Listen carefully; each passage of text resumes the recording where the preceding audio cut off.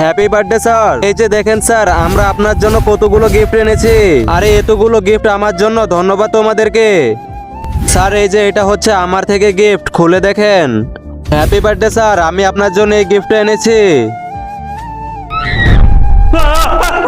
না না, আমি তোমার এই গিফট নিতে পারবো না, তোমার গিফট তুমি রেখে দাও।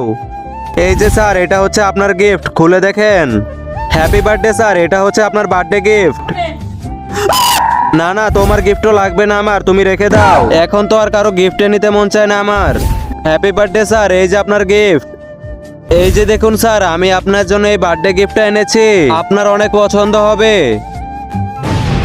আরে বাপরে, থাক, তোমার গিফটও লাগবে না আমার, রেখে দাও। আরে বুঝলাম না স্যার কেন গিফট রেখে দিল। এই যে স্যার, এটা আপনার গিফট, আমি অনেক কষ্ট করে আপনার জন্য এই গিফটটা কিনে এনেছি, আমার এর থেকে বেশি সামর্থ্য নেই। আল্লাহর নামটি দেখে যে এড়িয়ে যাবে তার মনের ইচ্ছা কখনোই পূরণ হবে না। তাই আল্লাহর এই নামটির জন্য একটি লাইক এবং সাবস্ক্রাইব করে যাও। আরে চম্পা, কিন্তু এটা তো আমার অনেক favourite chocolate. Wow, chocolate chocolate তো আমার অনেক ফেভারিট, ধন্যবাদ তোমাকে চম্পা।